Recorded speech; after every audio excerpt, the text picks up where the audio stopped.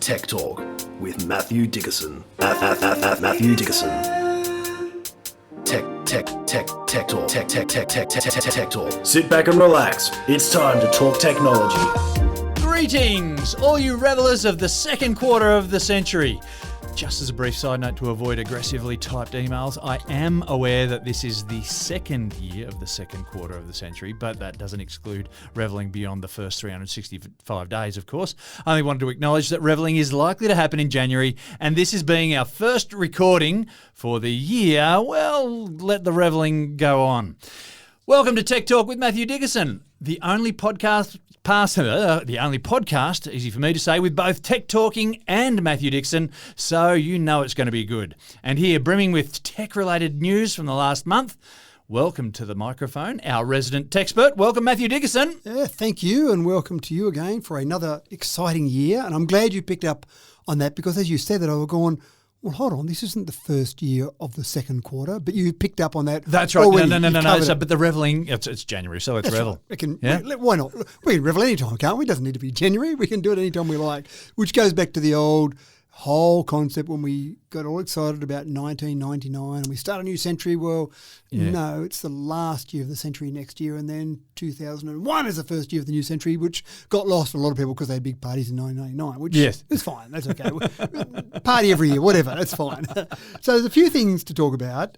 We've talked already as you came in and said good day this morning. You said Happy New Year, and it's a real thing for me. Today's Australia Day, in Australia, obviously, across the world, 26th of January, and that's almost the cutoff. So you say almost the cutoff. Well, I reckon 26th of January is probably a little bit beyond the cutoff. Is it? Oh, gee, because I never know. When you see someone for the first time for the year, let's say it's the 3rd or 4th of January, you say Happy New Year. That's fine. That's right. Then you see someone for the first time on the 10th of January. That's probably okay.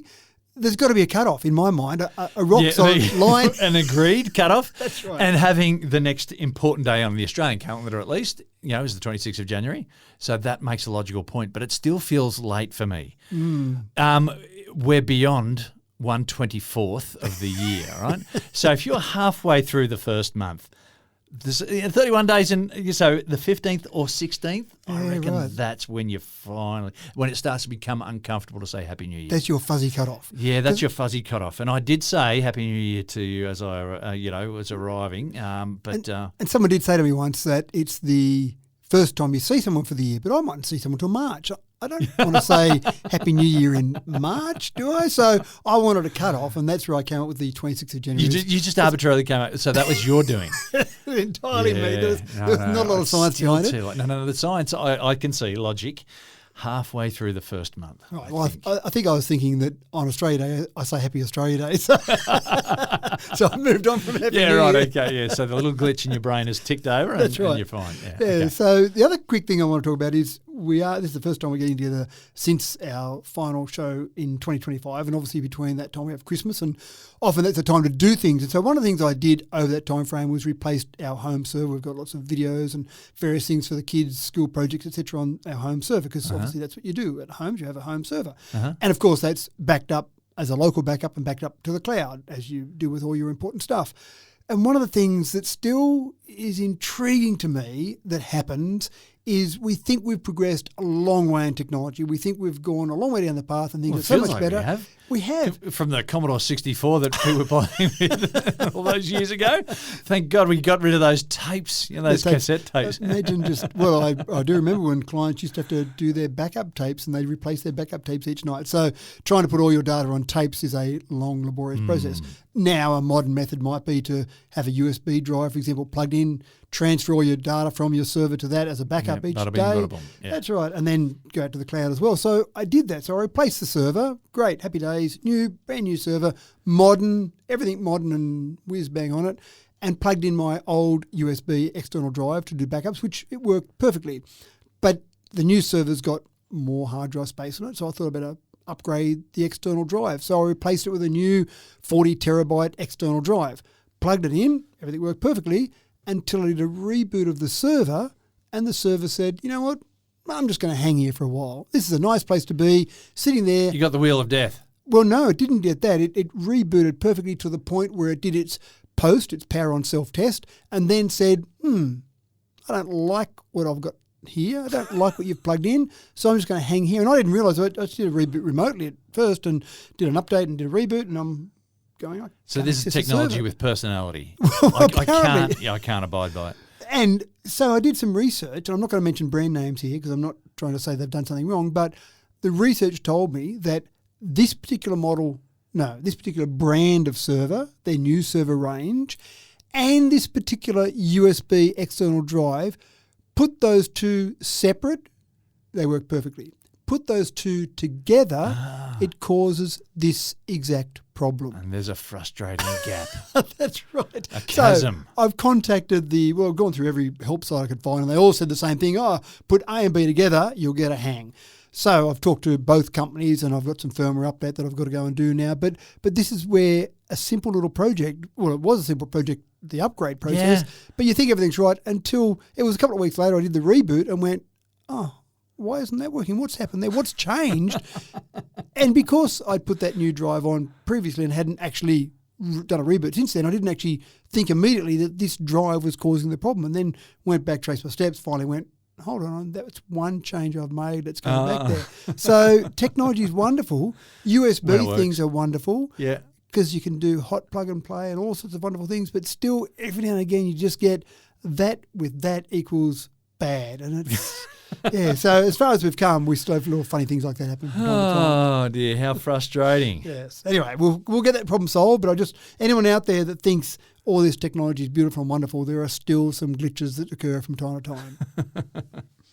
All right, folks, now in today's episode, we've got a bunch of gadgets fresh off the Imagineers production line. Today, we're bringing you some highlights from the Consumer Electronics Show in Las Vegas this year. Strap yourself in, folks. This podcast is on the way. Now, if there was ever a toy that became a phenomenon, it is the phenomenon of Lego. And the success of Lego can be put down to perhaps three things. Firstly, the precision engineering, 1 micrometre, to the micrometre no less. That allows the successful snap lock connections over thousands of builds. You can build it and break it and build it and break it and build it and break it, and we'll keep going. Secondly, the freeform creativity that allows is just amazing. So the sky is the limit with Lego. And thirdly, its consistent ability to innovate and change with the times. They keep reinventing Lego. And Matthew, Lego has upgraded once again, so the legend continues. Yeah, and this was probably the highlight of CES, the Consumer Electronics Show. Now, CES has got a very proud history. CES is older than you and I.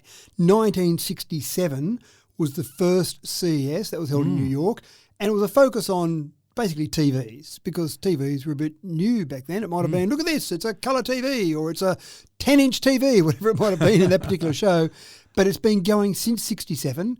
In 1998, it got a permanent home in Las Vegas, and now it is big news. This year, for example, about 130,000 people went to CES. Wow. 230,000 square metres of exhibition space and 4,000 exhibitors. People have said that you cannot get anywhere near to every exhibitor over the days that you managed to go to CES. So it's a big thing, and just trying to work out, and again, it's a bit of a CES special today, trying to work out the things that we have in this show from all of those things there. It was actually quite difficult because I saw probably 30 things that I went, oh, they're pretty cool. Oh, that's pretty cool. But we try and get it down to that 9 topics for people. Yeah. So the Smart Brick was one of my favourites from there. Now, I know you do like your Lego, your jigsaw puzzles. Yeah. And I know you do like, unlike myself, you do like putting them together and then putting them apart again. Yeah. I like putting them together. That's what you're going to do with Lego. And then gluing it together. and I'm the actually... Craggle. Yeah. I'm with you. I wouldn't ever dream of putting Lego together and then gluing it, because you can reform it. That's it. But jigsaw puzzles, there's only one way for that to go. Yeah, but you can enjoy the thrill of completing the puzzle again and again and again. I hear that. So I can understand why you would love Lego so much. And Lego, I do agree with you. The fact that you've got those bricks that can interlock and change, and they all work perfectly together. 1932, the Lego company started, but it was building wooden toys to begin with. It was 1958 they finally patented that original brick design. And if you had a brick from 1958, it would still work with Lego of today. It is amazing, isn't it? Fantastic. So And I you love don't that. know how amazing it is until you've bought one of the other knockoff products that are similar but different. Yeah, that's And right. anyone who's had kids and they've owned sets, and then someone bought you a set that wasn't Lego but it was like Lego, if that stuff got mixed in, you picked it very easily in a big bucket of Lego because it just wouldn't fit. Yeah, that's right. It'd be something just not. It didn't And they quite wouldn't fit click. together. They would either lock too hard so you couldn't break them apart again, or they just wouldn't lock together. Yeah, that's right. And they always felt to me a bit soft. You'd clip them together and it wasn't a click. It was a squeeze. Nothing satisfying. That's Yeah, right. So yeah. I shouldn't be able to give me non-genuine Lego. Just don't like me. They just mix those in with your other Lego products You and give take that. non-genuine Lego to your enemies That's right. just to frustrate them. And there's some great evidence around Lego. And I've got two of my kids that I've seen who were, out of our 4 kids, 2 in particular love their Lego. One was still playing with Lego, 16, 17 years of age. She used to say, for Christmas, just get me Lego. It was Yeah. just a given.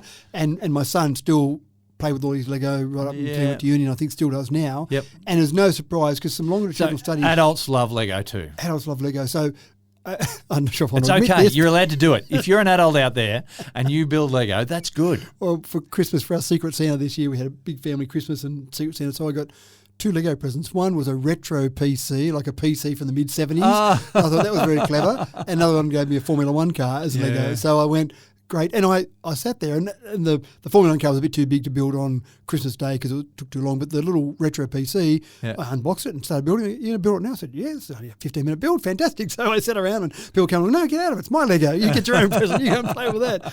But there's some longitudinal studies that do show that kids who love construction toys like Lego are statistically more likely to go towards engineering, architecture, computer science, applied sciences. It kind of makes sense. Yeah. But you and I saying, oh, yeah, that makes sense, is not as good as some of the longitudinal studies that we have. And so my 2 kids that were Lego lovers, one's an architect and one's a software engineer. So there's no surprises there at all that that's where they've gone into. But there's logic behind Lego. Correct. When you're constructing something, and some people have to follow the instructions, and that's fine. But others like to freeform build, and there's logic. And you try to build stuff and it doesn't work, so you have to tweak it and whatnot. And that's the beauty of Lego. Yeah, that's right. That's what's great about it. One of the challenges for Lego that they see, this isn't me talking about that, but one of the challenges that they see is that they've got some competition. They've got all these interactive things that go bing. Yeah. They're connected to the internet. They've got screens. Yep. And it's a bit easier to sit back on the couch with a controller and just play a game than it is to sit on the ground and actually pull apart all your bricks and play with them. Yeah. And Lego did have a little bit of a hiccup in the early 2000s where they weren't sure where they were headed. They weren't sure what the company was going to look like. And they almost went broke, which sounds incredible for a company the size of Lego and that's been around since 1932. For sure. But they started to create builds that had not enough pieces in them. Like the stuff was already molded and shaped pretty much the way it was supposed to look. Correct. So the builds were too easy. And then they realized, oh, hang on a second. If you're the sort of person who wants the easy build, then Lego's not for you. Yeah, and they had 2 problems with that. One of the problems was there was a greater cost of manufacturing because, as you said, they were constructing pieces that were unique to that particular set. And the other part of that was, where else were you going to use that? So they cut back and said, let's make pieces. Sure, there might be some different pieces, but let's make it so we can reuse it across a whole range of different advantages for manufacturing. And exactly as you said, you want the creativity there. You don't want someone going, oh, good, I just clip those 2 pieces together and that's my build finished. You want people to be actually working on through those things. The other thing they tried was Legoland and a whole range of things outside the core product, and they lost their way a little bit. So they're back on it now. They're saying, let's go for it in terms of we want to do our core product, but this is a variation on their core product, and I love it. And I love the fact that you probably couldn't have built this smart brick, I'm going to say 10 years ago, maybe 15 years ago, because the technology that's in this smart brick is quite incredible. So let's talk about the smart brick itself. What it's got is one smart brick, one normal sized smart brick, and it's got sounds, lights, different behaviours. It's got accelerometers, light sensors, sound sensors. It's got a battery inside it, and it's got some intelligence to be able to interact with other pieces. Even the minifigure. The minifigure was a big thing back in 1978 when that was introduced. Yeah. But this can also interact with minifigures. You can have smart minifigures now. So all of that technology, the processing power that's in this brick is contained within one of the lugs. So that's shrunk down to that size. So a couple of things here that I think you wouldn't have been able to do, say, 10 or 15 years ago. One is get the processing power it needs down to something that's small. But the rechargeable, wireless rechargeable battery in this unit is integral to the operation of it. You can imagine if Lego brought out something that needed a button-sized battery, for example. You only need to have one accident where some child unfortunately has an accident with a button battery, and that would be the end of that Lego piece. For sure. So having rechargeable, wireless rechargeable batteries means you're never taking it apart. It's all contained wholly within the smart brick. And then you can program it, not via a program, like a complicated program, but just via an app. You connect to that smart brick and you say what you want it to do when certain actions happen. And it's very easy to program. So if this, then that, it's about that. But it starts people thinking about that sort of coding, that sort of programming at a very simple level. Yeah. And some of the examples I saw, simple things. So you build a plane, you've got a smart brick in the plane. When you turn the plane upside down, as you play with it, then it goes upside down, it makes a different noise to when it's up the right way. Or you might have a trophy, and the trophy is set to go to a certain colour, and then you put a smart brick in some cars, you race those cars, whichever one goes across the finish line first, you say that's the red car, the brick turns red in the actual trophy. So just simple things like that. I like that. Did you say that it's got an accelerometer in it as well? Accelerometer in it, See, as a physics teacher, we do lots of experiments and things like that with cars and trolleys and stuff like that, and having an accelerometer that is just so easy and accessible and so easy to use. And Lego did a whole line of robotics, but that was quite an expensive kit. Now, just have a brick that is interchangeable in any other piece of work that you're using. So I was thinking about that from an educational perspective, where we'll go with that. And I thought someone in a classroom coming in saying, okay, you've got 10 kids in your class, there's 10 smart bricks. Build whatever you want. I don't care. Build a car, build a plane, build a train, whatever you want. We're going to build something that moves. And now we're going to test a few concepts here and just see how we go with that. So I don't know how much they've progressed down that educational path yet, but I absolutely see there'll be a place for that because you've got some basic programming and then some basic outcomes from that programming using things like light sensors, accelerometers, etc. So very clever, and I can only wait to see it. It doesn't come out till March. You can pre-order them now, but basically it'll be out in March. This is going to go gangbusters. I think so. And it's a pretty good place to start. The couple of first kits that are coming out with it are Star Wars kits. Star Wars kits are popular anyway. Yeah. Put this into those kits and suddenly you've got something that's absolutely fantastic. So well done to Lego. Yeah. Well done to any company that's always trying to reinvent themselves. Yeah, that ability to reinvent themselves. Yeah, that's right. That's integral. So you don't fail going forward. Don't say, well, we've always done it this way. We'll keep doing it this way. And then surprise when you fail. Why they've been going since the late 50s. Yeah, that's right. So very clever. I can hardly wait to get hold of one and play with it. And I like the idea that you've got kids dragged away from screens. Here I'm on a tech podcast talking about being dragged away from your screen, but I do like the fact that you'll have kids sitting on the ground playing rather than just sitting on a screen doing nothing. This smart brick, does it hurt when you stand on it in bare feet? Well, one of the things I did actually wonder about was could you program your own sounds into it? And everything I found said no, there's certain sounds that are already in there. Right. But I thought programming a swear word into it when you tread on it in the middle of the night, lighting up in colour, saying a swear word would be the perfect outcome for a Lego piece. Absolutely. So this is where we're at now. In 5 years' time, you can have swearing Lego bricks. Maybe you can have the sensing around it so that as you're going to put your foot down, it starts saying something before you put your foot on it. Stop, wait. That's right. Don't put your foot any further, whether it'd be good enough to do that. But that's the universal known of Lego, isn't it? That you step on it in the middle of the night on your way to the toilet, it hurts. Lego. That's right.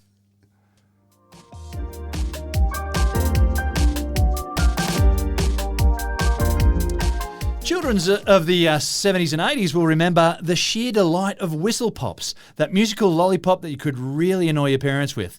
The best ones had a slide in the stick so that you could change the note even. That was all good, tasty fun, but the pinnacle to it was really just that note-changing slide. And except for the 3 children out of 1 or 2 billion who could actually play 3 blind mice, musical candy had reached its zenith, and so it plummeted into sickly sweet nostalgic obscurity. But like a phoenix rising from the ashes, musical lollipops are back like we've never seen before, Matt, thanks to modern technology. I don't remember the slide ones. You That's don't flash. remember those? I remember the you whistle didn't eat ones. enough lollies.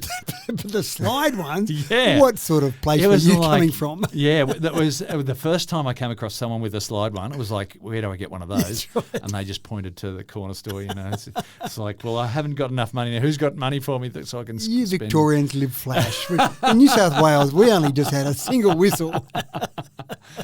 Yeah. So this is the next level of Lollipop, and it's cleverly designed so that parents won't care. The Lollipop itself is something that you get I would say as a promotional item. They're not that expensive, about $14 they're worth.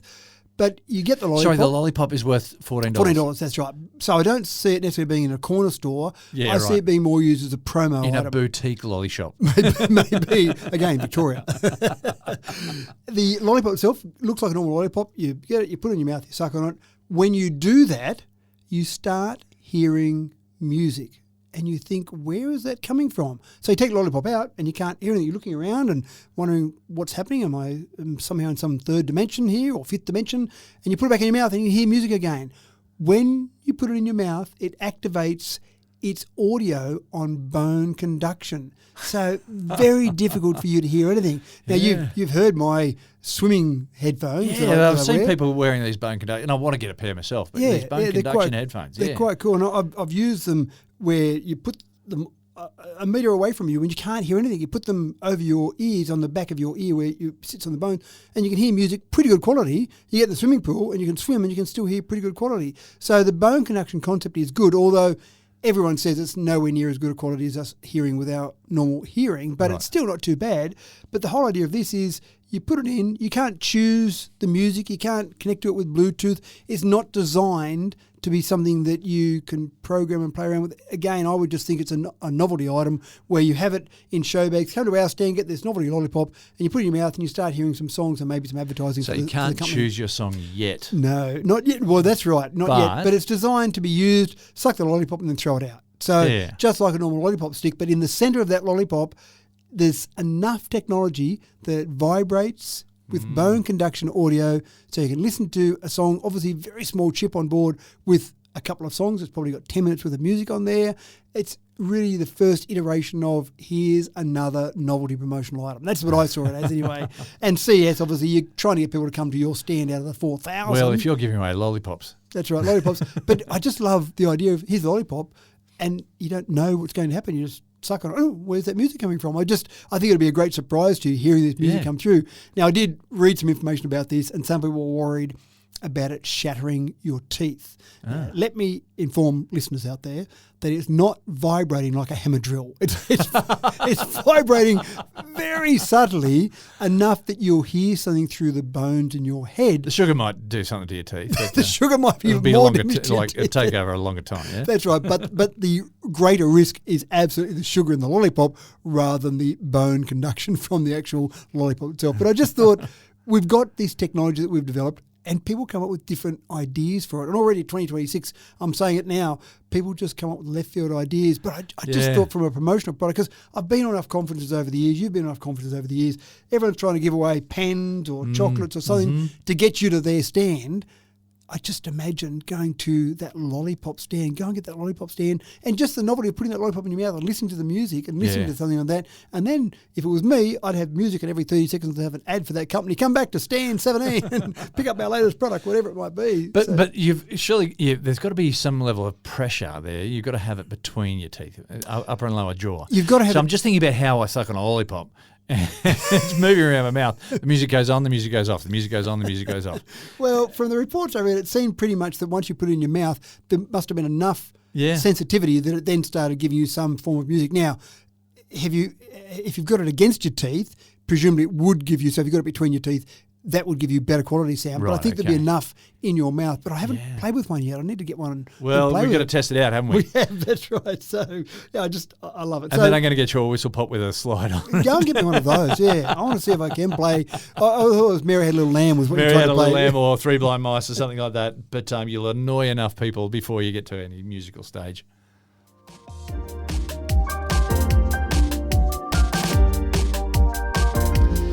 essence of any innovation is in being able to see potential emerge from an everyday object. Some of us, including myself, have zero capacity for this, but every now and then something comes along that surprises even the tech boffins. Sometimes it's something that seems so plainly obvious that you cannot believe it's taken this long to produce this thing. Like a pair of dual headphone/speakers, Matt.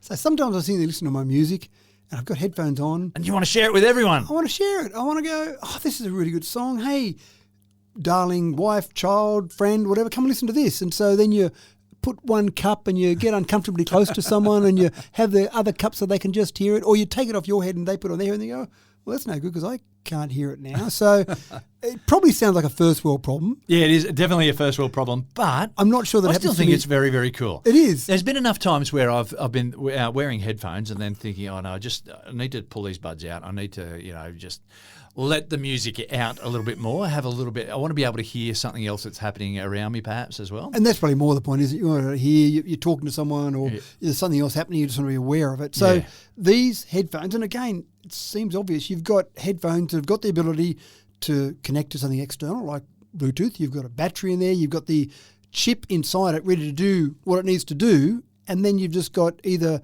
very low volume speaker inside for headphones because you don't want to blast your ears apart, or a high volume speaker because you want to listen to it. And the clever part about this is because I thought, well, what about if you activated the speaker while it was on your ear? That might be just a bit loud, even though it's projecting outwards, might be a bit loud that close to your ear. So very cleverly, the manufacturers were one step ahead of me and thought the way we'll do it is so the only way you can turn them into speakers is by clipping them together. So the two cups of the two headphones clip together and that activates the speaker. And I went, oh, that's clever. So there's no way I could possibly somehow accidentally hit a switch or hit a software button and turn them into speakers while they're on my head. I have to switch the two clips together. Unless my head takes up zero volume, then I'm never going to be able to do that with them on my ears. And the other thing is here, as I know we've sort of talked about practical purposes for it, is that there's sometimes where I want to have headphones and sometimes I want to have a speaker. To disconnect from your headphones because you now need the speaker. Now you've got the one device. It's the same thing. It's one and the same. It's just you convert one to the other. And you don't have to worry about disconnecting or unpairing or whatever. Yeah, that's right. And theoretically, with Bluetooth, that works perfectly, but sometimes it doesn't quite work perfectly. Sometimes it's frustrating. That's right. So you're right. You've got it connected. You just go, today I'm in headphone mode, clip the two together.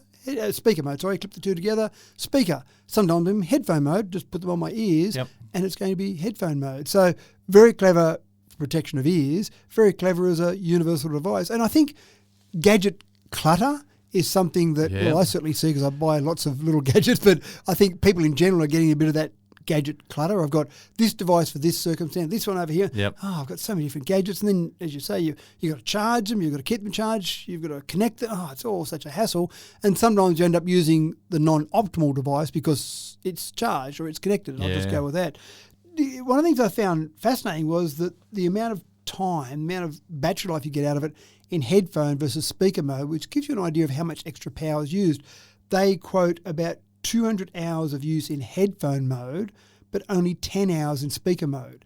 And that just gives you an idea of how much extra volume, how much extra work you've got the speaker doing when they're in speaker mode compared to headphone mode. That's why headphones, you can have little tiny earbuds that give you good battery life because they don't need much battery. There's not much movement. Not a lot of output there. No, that's right. But 10 hours is still a decent party there. Oh, absolutely right. So I'm not being critical at all. I'm just saying that there's a lot more power that's used to actually move that air from a speaker to move it to be able to hear it meters away compared to millimeters away. So, good idea. I'm not sure I'll rush out and buy one today. No, but I just think it's interesting that it's taken so long for someone to think, oh, why would you have separate headphones and a separate speaker? Yeah. Why couldn't you make them one and the same? That's right. And now they have. Yeah.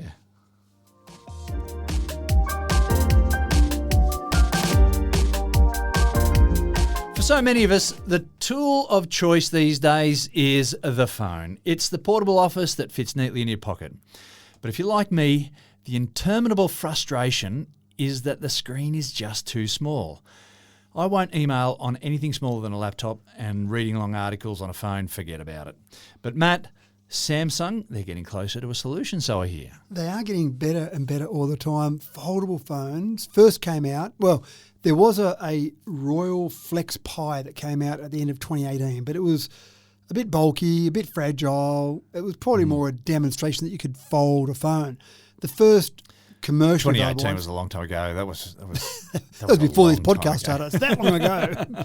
2019 was when Samsung came out with their first foldable phone, and it wasn't great. I remember getting them in and going, wow, look at that, it folds, and I can see a bit of a crease down the middle there, and it's not too bad. And so we had one of our staff using that, and about 2 weeks later they said, oh, look at this, it's just peeling a little bit here on the edge there. So that 2018 model wasn't great, and I must admit it wasn't that popular. Not many people bought it because it was pretty much bleeding edge, and it was right there. And I actually wondered at the time, are they going to be able to get it that you can fold it open enough times that it's actually going to be of any use? I thought, gimmick, great, but no, I'm not sure. Got a long way to go before it becomes practical. Correct. Now jump to 2025.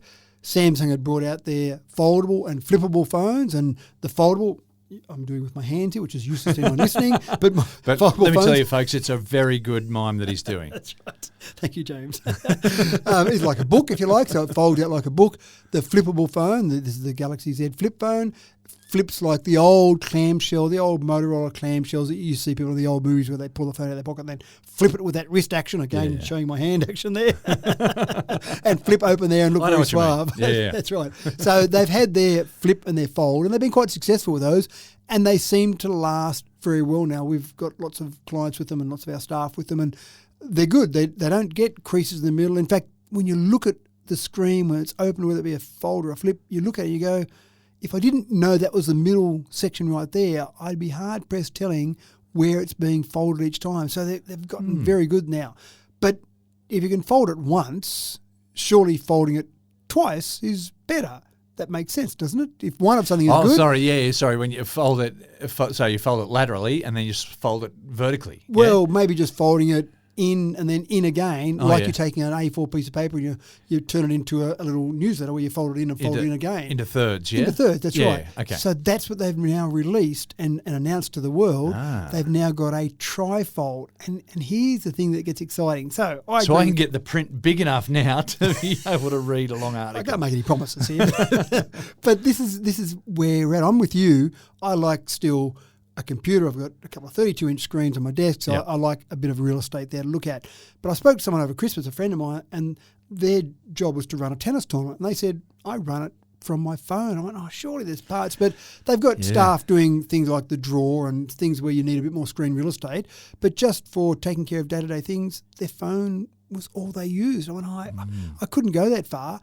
But having said that, you've now got, and it's a bit embarrassing when you go through the actual security at an airport, you pull your notebook out of your bag. I have a second screen that I travel with, so when I'm at a motel, I've got two screens. So I pull my second screen out, then I pull my tablet out, and then I put my phone there. And the customs officers there, or the security guards just watching you and quietly judging. Well, people behind me are going, today would be good. My plane leaves in 4 hours. Can you hurry up in front there? So there's a lot that you do, but if you had a TriFold phone, and here are the numbers that get me excited, as a normal phone, as you look at it like a normal phone, you look at that and you go, that looks like a slightly thicker smartphone. It's a 6.5-inch screen. So that's comparable to normal smartphone screens, Samsung, Apple, etc. So a 6.5-inch screen, that's reasonable. But then when you fold it out, it becomes a 10-inch tablet. 10-inch. Yeah, that's from pretty 6.5-inch screen. Yeah. And the thickness isn't too bad. So a normal Samsung S25, for example, is about 8.2 millimeters thick. When this is folded up, it's 12.9 millimetres. So it's thicker. But you look at that and you go, oh, it's a bit thicker, but there's other phones on the market that are a bit thicker as well. So 12.9 millimetres, that's not too bad. But then, look at this. And you fold and you fold and you go, oh, there's a tablet. Yeah. So that's pretty exciting. Now, what I'm intrigued by is that not many manufacturers, and I'm thinking of Apple here in particular, haven't reacted by bringing out a similar product. Now, when someone comes out with a great idea, sometimes people go, well, that's a great idea.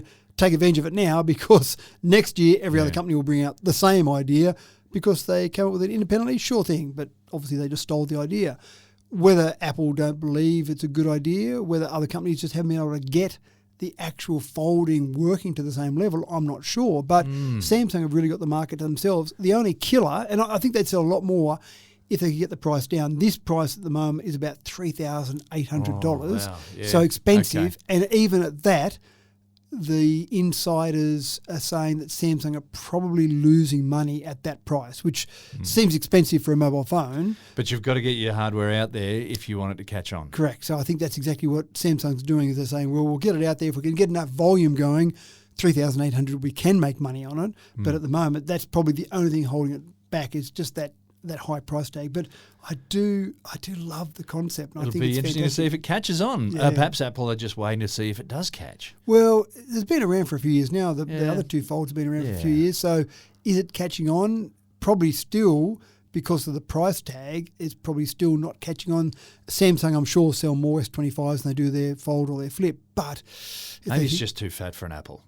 Apple's maybe. going, oh, we like the slim line. considering they brought out their Apple Air, their iPhone 17 Air, they don't call it iPhone 17, but just to put it in context, iPhone 17 Air they brought out at the end of last year, which was designed to be incredibly thin, although the camera part's a bit fatter, but incredibly thin for the rest of it. They're kind of going the other way, maybe as a direct reaction to what Samsung's doing, having foldable and flippable phones. So anyway, have a look at that TriFold. Go and find a video of it. It's just quite fascinating watching this thing that's all sitting there as one smartphone and then fold out to this big tablet. Very cool.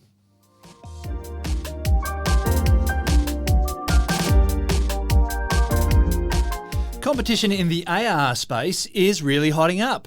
After stumbling off the original first-generation Google glasses, smart glasses have well and truly become a thing now with higher resolution and faster frame rates, and they've become much more marketable. Matt, Tony Stark wishes he had this sort of tech. He does indeed. Can we just build Tony Stark's suit? Can we just all have that? We're nearly there. That's right. We've got at least the glasses part where you can see the AR. The flying part might be a little bit harder for us. We'll but get to that. We'll get to that's that. But right. we've got the glasses. We can't even get the hoverboard. How are we going to get a flying suit? So there are a dozen competing models of smart glasses shown at CES. When you've got that many companies bringing something out, you go, It's caught on at last. Yeah, that's right. It's getting there. And the ones I looked at in particular, there's a couple of models from a company called Xreal, X-R-E-A-L, Xreal. And their R1 AR gaming glasses look pretty impressive. They're getting the prices down, as happens with technology as it matures. But what impressed me the most was the estimation from Xreal, so this is an independent, this is from the company themselves, said that if you've got these glasses on and you're looking at a display, it's the equivalent of looking at a 171-inch TV at 4 metres. Now, Wow. I don't have room in my lounge room to put a No. 171-inch TV. That's a ridiculously large television. That's right. And I would sit maybe at 3 metres from my TV normally. So go back a metre and then now that's my whole lounge room wall, I think is 171 inches. So if you can get something that size on glasses, that's starting to get pretty impressive. And so I mentioned before, I have my two monitors that I travel with, my normal notebook monitor and the monitor that I travel with. Imagine getting to the stage where I don't have a second monitor. I don't even have a first monitor. I just put a pair of glasses on and I sit there with a device. A keyboard, maybe? A keyboard, Yeah, that's it. maybe a mouse, yeah. Sure, if I didn't have the display on my computer, that takes up a lot of power. Then I reckon I could have a computer that's not much bigger than my keyboard. The battery inside that will be enough with the processor, etc., to run that and then just transmit the signal to my glasses. I'd even be happy with plugging them in to begin with, rather than having a wireless connection. I'm even happy plugging in my glasses to my keyboard and looking very strange on an aeroplane. Tony Stark would just be waving his hand in the air, and there'd be a virtual keyboard that you could type out on. True, and you might use voice recognition, but on the plane that might get a bit tiresome. Yeah. Send a message to James, tell him that we're... And next year is going to get irritated. That's right. Yeah. I think the people in the 5 metre radius are going to get irritated with me and let me know about it in no uncertain Yeah, terms. sure. But surely we've got to get to that point soon where we Yeah. don't have a screen, a good old fashioned. Like, I'm limited. I've got a 17-inch screen that I travel with. That's pathetic. 17 inches, 171 inches.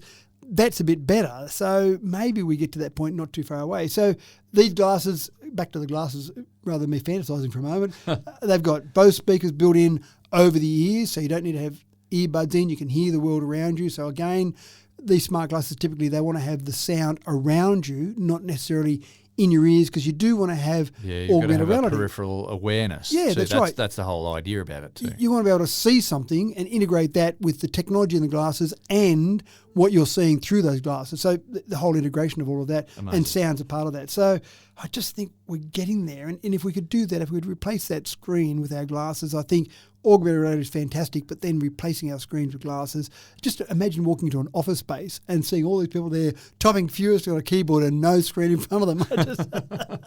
It would look very strange, but very cool. Yeah, but just the e-waste as well, the volume of e-waste now. So big screens have got a life. And anyone who's ever been down to the e-waste section of their local waste depository knows that, these things are taking up a lot of space. So you're saying if I've got shares in companies that build flat panels of whatever size, maybe it's time to start considering getting out of those shares, because maybe getting glasses, that's right.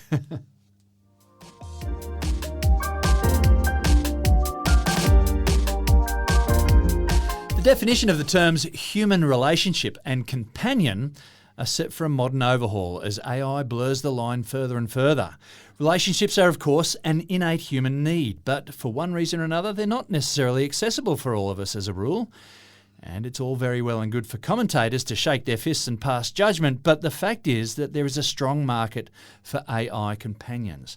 And so, Matt, there is a space for specifically designed targeted AI soulmates, like Lepro Amy. I'll tell you in about 6 months' time whether there is space for something like this. It's been launched at CES. It's exciting for people that look at this, or the company that's doing this. Will there be a market for it? I don't know. And see, this is where I think there probably is. Yeah. Well, and maybe this is where I think I've got it a little bit wrong. I've been thinking about AI sometimes with a minor fear factor that you'll start to have relationships with AI. And we've seen examples of that already, where people are getting counselling to try and convince them that this AI is not really a sentient being, a human, someone they're interacting with. It's just a computer, but it learns about them. And so I've been a bit fearful about that, but maybe that's completely wrong. And that's exactly what this company's done. They've said, well, let's lean into it. Let's take advantage of the fact that it's very easy for an AI tool to create a relationship. It's a friend that will always be there for you. It'll always remember the story you told it last week. In fact, remember in too much detail sometimes. It'll always be there and supportive. And we've talked about it before. AI is your greatest cheerleader. AI is so supportive of everything that you're going to do, maybe sometimes dangerously supportive. Sure, skydiving, you should do that. That's a great thing to go and do. This is the problem, is that sometimes it reinforces some bad ideas. Now, I'm not going to say skydiving is a bad idea, but there was a case, and it was on the news last night, I think, or just recently at least, about a guy who actually killed his mother, and it was, and then he committed suicide himself. But it was all based on AI giving him confirmation. Yes, you've got every reason to be paranoid about this. Yep. And he was saying, well, what are my next steps? I think I should do this, this, and this. And the situation snowballed to the position where he felt like he had to end it all for his mother and himself. Yep. And then ChatGPT, I think, was on the line, the next on the line there. Yeah. So, and this is the thing, it does support you with so many things. Whatever idea you have going into business, I mean, that's a very drastic, a very sad example there. Yeah. But even other things, I think about leaving my job and going, you should do that. Go and take it on. So I guess we need AI to learn how to be a bit more discerning. Well, I think we need AI to actually be like our mother and actually tell us how it is. No, that's a silly idea. Yeah. Don't leave your job. You've got a really good job. And what do you know about business anyway? So whatever it might be. So we need AI to be a bit more discerning, to be a bit harsher. But see, the thing is, there's competition out there. And every AI tool wants to be the friendly one, because I'm more likely to use the friendly one. I used that other AI tool the other day and it told me I was an idiot. I'm not going back to that one. So the old joke is, if you want someone to think you're intelligent, agree with everything they say. Oh, that James is so intelligent. Everything I said he agreed with. And that's kind of what AI does. And it's like the guy who's handing out the lollies. Everyone wants to be friends with Willy Wonka and not the lady who's handing out the Brussels sprouts and the broccoli. That's right. So in this particular example, they've built a little 8-inch OLED display that gives you a lifelike avatar. So the idea is you sit this on your desk, on your kitchen table, in your lounge room, wherever you want your friend to be. So it's a physical presence. It's not something that's on your phone, on your computer, that's you're carrying around with you all the time.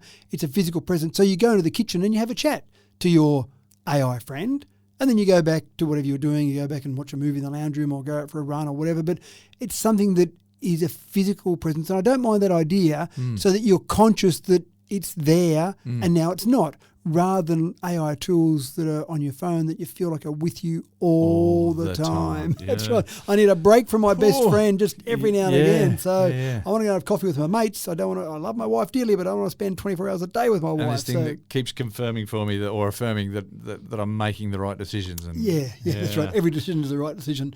So it's got a couple of cameras on the front. It tracks your eye movement. So it can create the illusion of a gaze between you and the AI tool. So you can be sitting there watching it.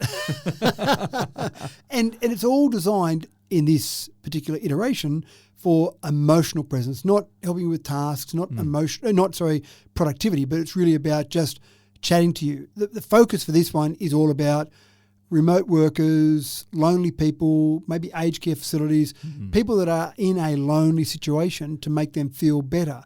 And maybe in the past they might have rung a support service, they might have rung a friend, but now they've got their AI tool to talk to. And again, maybe I'm starting to do a little bit of myself, but sometimes when I'm doing a business task, I'll run that past some of my staff or some of my managers.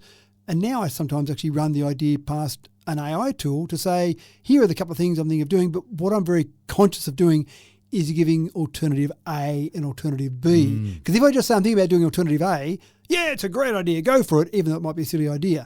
So I'm conscious when I actually ask advice is to say, I'm thinking of A or B, which one do you prefer? And that puts AI in a tough spot. It doesn't like making decisions. It likes to give you the pros and cons for both, which again crystallizes it in my mind sometimes, makes it clarifying. But that's a good idea too. I mean, in one way, I mean, you're forcing it to make a decision or to help you to make a decision. Yeah. But it means that you've got to think doubly hard if that's going to be the routine, because you've always got to come up with a couple of options. Yeah. What if you can only think of one option? Is this a good idea or is it a bad idea? Or not, yeah. And I think in general, AI would say, yes, it's a good idea. Yeah. And hopefully this particular avatar is not designed to be giving you big picture life advice. It's really there as just someone to chat to. And you might say, I had this incident at work today, this happened.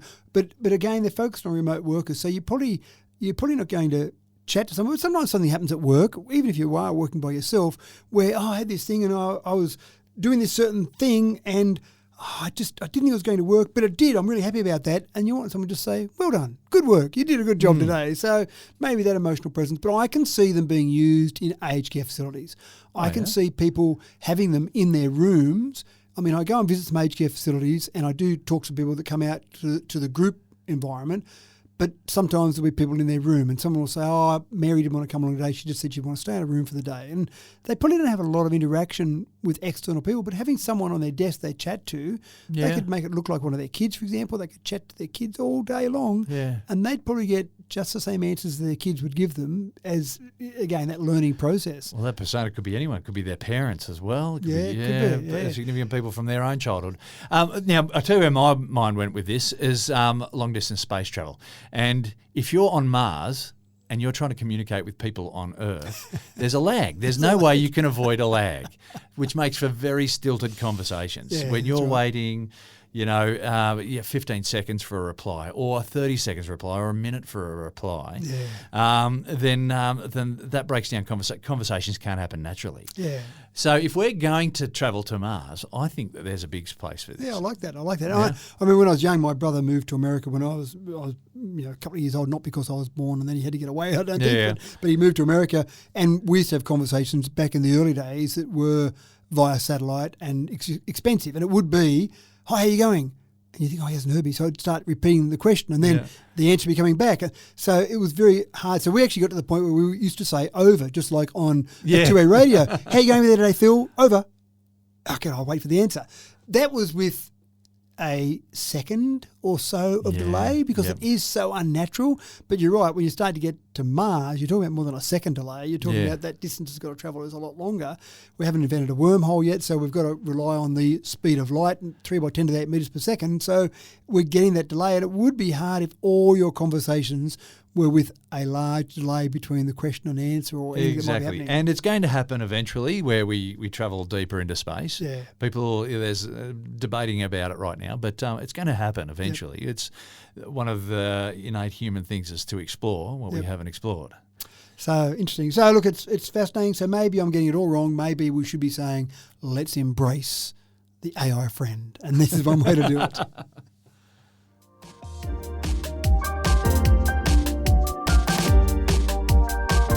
Now, here's a story for the off-gridders out there. Serial campers may be familiar with a company called Jackery. Well, Jackery have 3 new portable power solutions for those times when you need to go off-road, but still want to keep a grasp on at least some of the 21st century's creature comforts. Matt, these power solutions themselves won't make you a glamper, but they may go part of their way there at least. Well, I think the main thing they do is they give a bit of peace and quiet. So there's nothing worse than you get to this beautiful spot overlooking the lake, you set up your camp, and then fire up the diesel generator. How's the Serenity? How's the Serenity? And how often do you see that or hear that at a campsite? It just is, isn't it? And they're getting better. The ones that are running on an internal combustion engine are better, and they tuck them away behind the camper van or whatever, but there's still that little hum in the background. Still there, yeah. So it was 10 years ago that Jackery said, well, we don't need to do that anymore. We've got batteries that are good enough now that we could just build, what the heck, a big battery pack. So they started coming out with big lithium-ion power stations specifically for camping and probably off-grid use as well, but mainly for camping. So you don't worry about the little generator that you load up with you. You just put in your charged up power station and then you've got that there, so you get there, the kids can watch TV and have the creature comforts of home while they're out camping without that noise in the background. So they, at CES, they've been around for 10 years, they've had their power stations, but they had some new ones they came out with, just some new twists on some of those. So one of them was a power station on wheels with 300-watt retractable solar panels. So the idea is that this can move around and find the sun in your yard, or while you're out camping, it can move and find the sun in between the trees. Even if you go for a bit of a walk out somewhere, you can say, follow me along, and it'll follow along, charging up as it goes. I did actually wonder about that one, though, because I thought the amount of power you're using on a motor to drive that along to drive the wheels as well might be more than you're generating from the solar panels on top. Discount it, yeah. But I thought the idea of just having it move somewhere and sit in the sun. So you set up your campsite, you're in the shade because you like the shade. Oh, look, 50 metres over there, there's a bit of sun. Okay, Jackery, you just go over there, you direct it over there, and you set up there, and you set the solar panels up, charge up. And then what do you do for power? You have a long extension lead. So there are a few flaws I saw on the plan, but I like the idea that they're still coming up with different ways. But often the power packs are being used for things that you need at night, running lights and things like that. Yeah, so, that's right. Yeah. So the panels on there will tilt and track the sunlight. So I thought that was good. Let's go out hiking today. We set up our little device here in the sun, and it'll follow the sun across while we go out and do our hike. So we come back at night, exactly as you said, ready to be able to power up a different device. So I thought that wasn't a bad one. They've got another one that's a gazebo, a solar gazebo. So I'm not sure if I take this down to the beach with me because it might be a bit too much mucking around to set up, but a gazebo I might set up at home, or if I was out camping for a few weeks in one spot, maybe I might set it up there. But it's basically got 2,000 watts of solar panels, so decent sort of a number, 10 kilowatt hours per day it will generate. So set this up at home, set this up out on a semi-permanent campsite. It's not a bad way to give me some pretty much instant power once I'm there. Very cool. So I thought that one wasn't bad. And then the third one was a Explorer 1500 Ultra, basically a rugged power station, IP65. So IP65 the 6 refers to dust, so it'll stop dust getting in. The 5 refers to water. It'll handle rain, it'll handle showers, won't handle being underwater. But that's fine. You go out camping, you're in a pretty rough environment. You want to be able to say... Who wants to take their power pack underwater? Well, hopefully no one, and hopefully not with this one because it won't handle it, but at least it handles the rain. So when people hear IP something, they often think, I can go swimming with it. I don't know if you want to go swimming with your power station. I just want to be... Always have that power. When I want to take my lights down to look into... Canyon caves or something. I don't know. Probably a bit too heavy to go canyoning with. But yeah, at least it can handle being out in heavy weather conditions. So that's the one. If you're a camper that says, I'm going to stay out there no matter what, whereas I'd be the camper that says, oh, a spot of rain there, let's pack up and go home. Yeah. But if you want to be able to handle anything, then the 1500 Ultra handles basically IP65 or is rated IP65. It's a big space for technology, isn't it, this off-roading? Yeah, it is. And I think people have become so accustomed to having various devices, even just a phone, which makes sense from a safety perspective. Yep. Having your devices with you, but how do I charge them now? That's always a challenge. But I've even seen it where I've just seen people in a park, just in a park having some lunch, for example, and they've got the little rollable solar panels. They roll out the solar panels just to charge their phone while they're sitting there having some lunch. So we are getting better at having access to that power everywhere. For sure.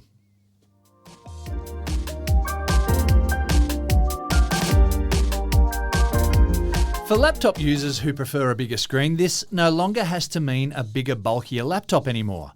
Lenovo is leaning heavily into rollable screens with 2 models new to the market, and Matt, we started talking about rollable screens years ago, and it seemed a bit of an odd sort of a novelty, but Lenovo have really made it a very practical use. They have, and we did. We talked about rollable TVs. That was years ago. I think last year we talked about Lenovo's first notebook that was a rollable screen.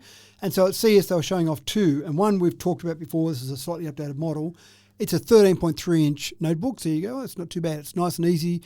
Put in your backpack easy, not too heavy. Yeah. But 13.3-inch, I need something bigger than that. So you get to where you're going, you sit down, press the button, the 13.3-inch screen grows vertically to a 16-inch screen. So it's not too bad now. I can work with a 16-inch screen. I can live with that. So that's a nice addition. But what I really want is landscape. I really want a wider screen. Taller screen, one thing, sure. Yeah. But I see the world landscape. By far and away, that's what people want. That's right. A bigger landscape. We watch so many screens already landscape. Again, we see the world landscape. So landscape makes sense. So the other one they showed off at CES was a 16-inch notebook. So that's kind of a bit bigger notebook. But when you press the button, it grows horizontally to a 21.5-inch screen. Oh, wow. That's not too bad now. An extra 5 inches there. That's right. So forget about my second 7-inch screen that I travel with. 21.5-inch screen as the primary screen. Not too bad until I get my AR glasses, and then I'm right. I don't need any of these screens. But we are getting so much better with screens that fold, screens that roll, whether they be TVs or notebook screens. We used to think a TV, or going back to the old early days of TVs, it was a piece of glass, a thick piece of glass. You could throw a spanner at it, I think, and it'd bounce off it. They weren't designed to be moved in any way, shape or form. Now we're getting things that we can roll and fold. So that's quite incredible. Go back to those first TVs at that first CES back in 1967. If someone would have said then, what a old-fashioned concept this is in 67, you'll roll up that one day. People would have gone, this person is crazy. Crazy. As if you could roll up this thick piece of glass, what are you drinking at the moment? So we are at that point, though, now where we're getting, it's redefining what we'll consider to be a size of a screen. Well, yeah. So when 16 inches can become 21 inches, that's not where it stops. No. You know, these get bigger and bigger and bigger and bigger. Yeah, and smaller and smaller and smaller And to start with. Just occurred to me, why do we talk about such high-tech stuff with such an imperial measurement? Oh, don't get me started on that. Yeah. We go and use 19th century measurements for... we do. And the other thing about it is that it's a bit misleading. If you've got a 16-inch screen, say, that's square, that's a significantly different amount of real estate, screen real estate, to something that's a very... You could have a screen that's 1 inch high and 16 inches long. It wouldn't be quite 16 inch diagonal, but you know what I mean. Useful, unless you're doing teletext. That's right.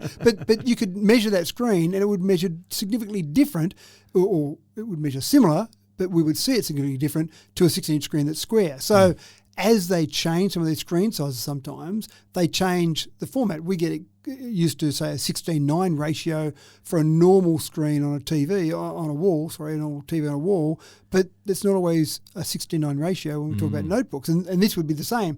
If it's 16-inch screen, let's say it was 16:9 ratio on the notebook, but then it grows only horizontally, the 21.5 inch is not going to be 16:9 format. No, so, it's not. Yeah, there's got to be a better way. But it would be enough to have at least a split screen. That'd be useful, I think. That would be, that's right. Maybe we should just talk about screens in square centimetres. That would be more accurate.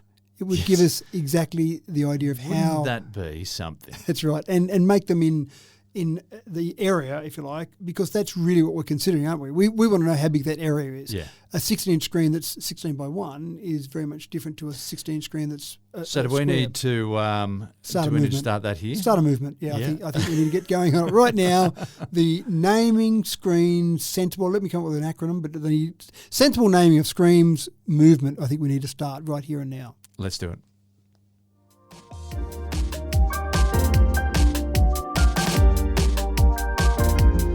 Now, in a world where we're all experiencing less and less downtime, our brains are always on the go thanks to smartphones and iPads and such. There's a lot we can learn from some careful brain scanning. So one clever company has developed gaming headphones that can actually monitor what is going on in your head while you bring down the Third Reich or maybe push for glory in the European Champions League or what have you, all from the comfort of your desktop computer. Brain scanning gaming headphones, Matt. Maybe not for the conspiracy theorists, though. Maybe not. We know that we've got brain implants, and that scares people just a little bit. Yep. Open up my head, stick some electrodes into my brain. What could be scary about that? What could go wrong? So maybe we need to work on other ways. And we've seen movies, TV shows for years that have shown us being able to monitor brain activity. And it basically sees a few little spikes on a graph or maybe some different colours on a screen. Mm-hmm. Look, there's a person thinking about Vegemite right now. No, we can't get it that accurate. We go, there's a person sleeping or there's a person thinking. That's about the level at this stage. But our tools are getting more sensitive and they're getting better all the time. So having over-ear headphones that can monitor brain activity without an electrode in my brain sounds fairly attractive. So that's exactly what you've got with these neurable gaming headphones. Now, they're focused on gaming because A, there's a big market there, so you can sell these products, and B, people are interested in brain activity in gaming because they want to improve reaction times. So if we can work out from a game what we're thinking about before we realise we're thinking about it, before we've made physical actions, that sounds pretty exciting. Now, at this stage, what they're doing is using it to get your brain into an optimal state, and they've been talking about getting reaction time improvements of 40 milliseconds, which doesn't sound like much, but when you're in the gaming world, 40 milliseconds can be the difference between winning and losing a game. Yeah. So that can be significant, but they're doing that via getting you into almost like a meditation, if you like. Here's what your brain's doing now. Let's get into this meditation state. What are you thinking about? Let's refocus on that. Let's refine that. But that's step one. How long before we've got our brain thinking, when I see that guy jump out from around those bricks on the corner, I want something to happen, but I want it to happen without me having to go through that physical motion of moving my finger on a controller. Because when my brain thinks about it, it's then got to send a signal all the way from my brain, all the way down my arm, and then I've got to physically move my muscles. This is all a long time frame here to move that little controller. Surely if I just think there's a guy there, go and get him, then that thought process can happen much quicker. So did you say 40 milliseconds is what we're looking to improve? That's what they've been able to show so far, but that's been via some focused brain readiness. So I'm about to play this game. I put these on. I try and get my brain in the right state. Here's what your brain's doing at the moment. Here's the thought process. Think about this. Focus, focus, focus. As they almost like that Zen-like state or meditation. So it's reading our brain activity to get our brain ready to then play the game traditionally. It's teaching us how to use the force. Obviously, that goes without saying. So that's all great, but I just can see the next step where just a few basic things might be able to be read from something that's very sensitive on the outside of our skull rather than having to put electrodes inside our skull. That's only to save me having something drilled into my head. If we're going to have this, I do want Obi-Wan Kenobi's voice just sort of floating around in part of the headphone software. It seems like it would be compulsory, doesn't it? Making helpful suggestions.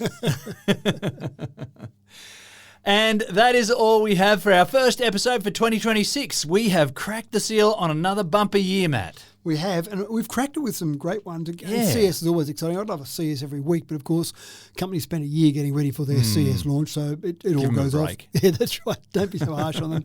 But I am keen to get that smart brick again. It's not out till March, but I just think that'd be fantastic. I just want my Formula One car to make the noise Make the noises. of an electric Formula One car, maybe. It might be coming out. The new era of Formula One cars starting 2026. I don't know what they sound like yet, but I want that brick to be already knowing what they sound like and make that sound in my Formula One car. So very, very cool. And thank you, one and all, for seeking us out yet again. Tech Talk with Matthew Dickerson is the very best way to stay up to date with the latest news in the world of technology and science. But who am I kidding? You already knew that. Otherwise, you wouldn't be here. I'm your host, James Eddy, wishing you a prosperous week ahead. We hope that you can catch us again in another week's time. Don't forget, like, subscribe, and leave a comment, all that stuff, and spread the word far and wide. There is plenty for everybody to enjoy. Take care, and we'll see you again next week.